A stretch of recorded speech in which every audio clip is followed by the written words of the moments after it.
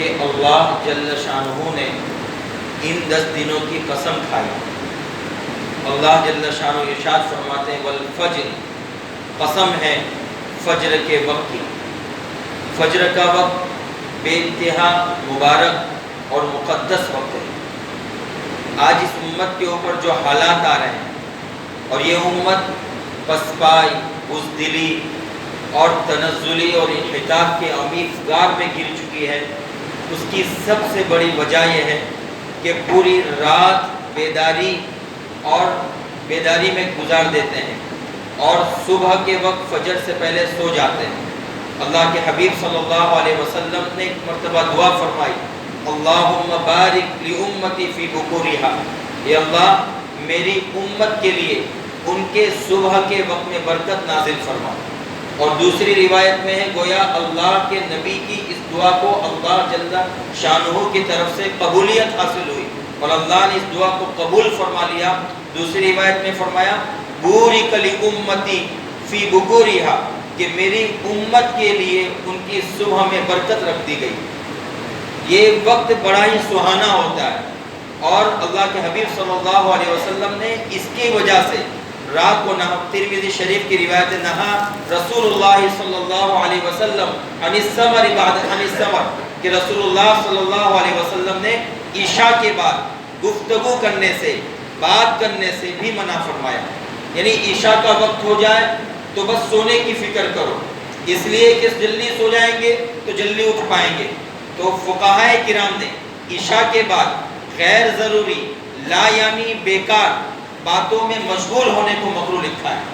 تو فجر، قسم ہے فجر کے وقت کی۔ بخاری شریف کی روایت ہے یتعاقبون فیکم ملائکۃ باللیل وملائکۃ بالنہار، کہ تمہارے درمیان ملائکۃ باللیل رات کے فرشتے وملائکۃ بالنہار اور دن کے فرشتے آمد و رفت رکھتے ہیں اور وہ اپنی ڈیوٹی بجاتے ہیں۔ یعنی رات کے فرشتے جو ہے رات آتے ہیں اور صبح کے وقت ان کی بدلی کا وقت ہوتا ہے، اور دن کے فرشتے بھی فجر میں حاضر ہوتے ہیں، یہ ان کی بدلی کا وقت ہوتا ہے۔ اسی لیے قرآن میں کہا اقم الصلاۃ لدلوک الشمس الی غسق اللیل وقرآن الفجر، یہ فجر کی نماز، ان قرآن الفجر کان مشہودا، فجر کی نماز میں مشہودا مطلب فرشتوں کی حاضری ہوتی ہے۔ دن کے فرشتے چونکہ ابھی حاضر ہو رہے ہیں اور رات کے فرشتے ان کی ڈیوٹی ختم ہوتی ہے، تو یہ دونوں فرشتے، رات کے فرشتے، دن کے فرشتے فجر کی نماز میں موجود ہوتے ہیں، اور یہ بڑا ہی مبارک وقت ہوتا ہے۔ تو گویا جو لوگ فجر کی نماز پڑھتے ہیں ان کا نامہ عمل جو رات کا تھا وہ نماز کے اوپر بند ہوتا ہے، اور جو نامہ عمل شروع ہو رہا ہے وہ نماز سے شروع ہو رہا ہے، وہ بڑے ہی خوش قسمت ہوتے ہیں۔ تو اس لیے وقت کی اللہ نے قسم کہی والفجر، قسم ہے فجر کے وقت کی، ولیال عشر، اور 10 دنوں کی قسم۔ وہ 10 دن کون سے ہیں؟ عبداللہ ابن عباس، قتادہ اور دوسرے مفسرین کی یہی رائے ہے، جمہور کی یہی رائے ہے کہ ولیال عشر سے مراد الایام العشر من ذی الحجہ، کہ ذی الحجہ کے شروع کے 10 دن مراد ہے۔ پھر اللہ نے فرمایا والشفع والوتر، اور شفع کی قسم اور وتر کی قسم، مطلب یہ ہے کہ وہ 10ویں شفع سے 10واں دن یعنی عید کا دن مراد ہے۔ اس دن قربانی ہوتی ہے اور اللہ کے نام پر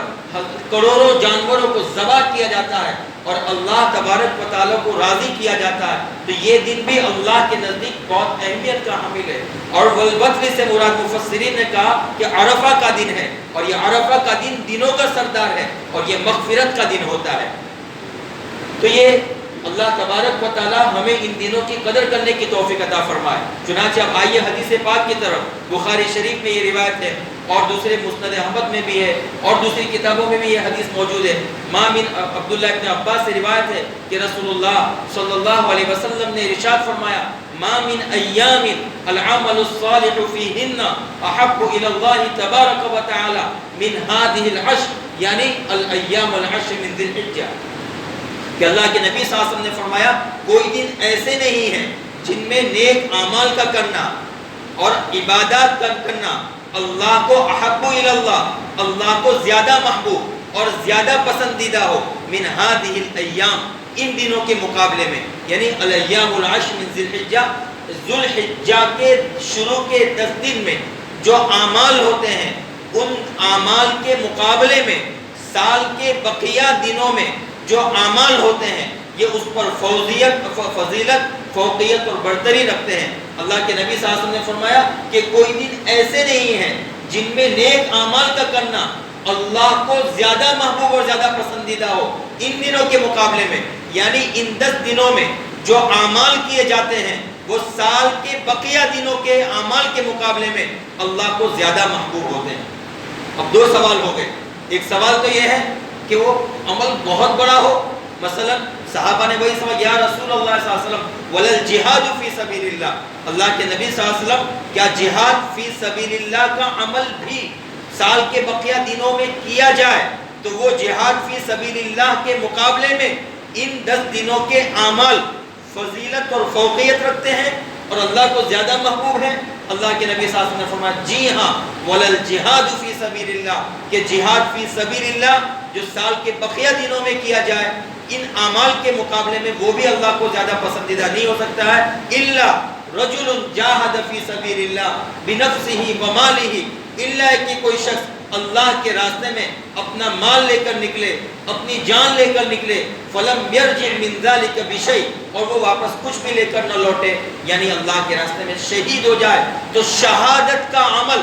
ان دنوں کے اعمال پر فضیلت رکھ سکتا ہے، ورنہ ان دنوں کے اعمال پر سال کے بقیہ دنوں کے اعمال فضیلت نہیں رکھتے ہیں۔ یہ بخاری شریف کی روایت۔ اب ایک سوال وہ تو حل ہو گیا کہ بڑے سے بڑا عمل سال کے بقیہ دنوں میں کیا جائے، ان دنوں پر فضیلت نہیں حاصل رکھ سکتا ہے۔ ایک سوال باقی رہ گیا تھا، وہ سوال یہ ہے کہ سال کے بقیہ دنوں میں رمضان بھی آ گیا، صحیح ہے نا؟ اور رمضان میں بھی 3 عشرے ہوتے ہیں، پہلا عشرہ رحمت کا، دوسرا مغفرت کا، تیسرا العتق من النار، جہنم سے خلاصی کا، اور یہ سب جانتے ہیں کہ آخری عشرہ یہ دونوں عشرے کے مقابلے میں زیادہ فضیلت رکھتا ہے۔ اب یہ سوال یہ ہوا کہ سال کے بقیہ دنوں میں سب سے زیادہ فضیلت کا اگر کوئی عشرہ ہے تو وہ رمضان کا آخری عشرہ ہے۔ اب محدثین میں اور علماء میں یہ سوال گردش کرنے لگا اور یہ سوال پیدا ہوا، یہ اشکال ہوا کہ کیا سال کے بقیہ دنوں میں رمضان کا آخری عشرہ آتا ہے تو رمضان کا آخری عشرے سے بھی یہ عشرہ ذوالحجہ کا شروع کا عشرہ زیادہ فضیلت رکھتا ہے؟ تو علامہ ابن تیمیہ رحمہ اللہ کی رائے یہ ہے، اور یہ بہت پسندیدہ رائے ہے، آپ نے فرمایا کہ جی ہاں، یہ جو دن ہے ذوالحجہ کے شروع کے 10 دن رمضان کے آخری 10 دنوں سے زیادہ فضیلت رکھتے ہیں، البتہ رمضان کے آخری عشرے کی 10 راتیں ان 10 راتوں سے زیادہ فضیلت رکھتی ہے۔ اور ایسے ہی نہیں کہا، ان کے پاس دلیل ہے، وہ دلیل یہ ہے کہ اس عشرے کے اندر ذوالحجہ کے یہ شروع کے عشرے کے اندر اللہ نے یوم النحر رکھا، یوم عرفہ رکھا ہے، اور یوم عرفہ یعنی 9ویں ذی الحجہ کا یہ جو دن ہے وہ مغفرت کا دن ہے۔ اللہ جل شانہ کی طرف سے عمومی طور پر مغفرت اور بخشش کا اعلان کیا جاتا ہے، اور یہ دن بالاتفاق 365 دنوں میں سب سے زیادہ فضیلت والا دن ہے۔ سب سے زیادہ فضیلت والا دن کون سا ہے؟ یوم عرفہ ہے۔ تو یوم عرفہ دنوں کا سردار ہے، اس لیے یہ 10 دن ان 10 دنوں سے افضل ہے۔ اور رمضان کے آخری عشرے میں اللہ نے لیلۃ القدر رکھی ہے، اور وہ لیلۃ القدر راتوں کی سردار ہے، اس لیے یہ تمام راتیں اپنے سردار سے مل کر ان راتوں پر فضیلت رکھتی ہے۔ کل ملا کر یہ بات ثابت ہوئی کہ یہ شروع کا جو عشرہ ہے وہ اللہ جل شانہ کے نزدیک بہت ہی قیمتی ہے، چنانچہ اللہ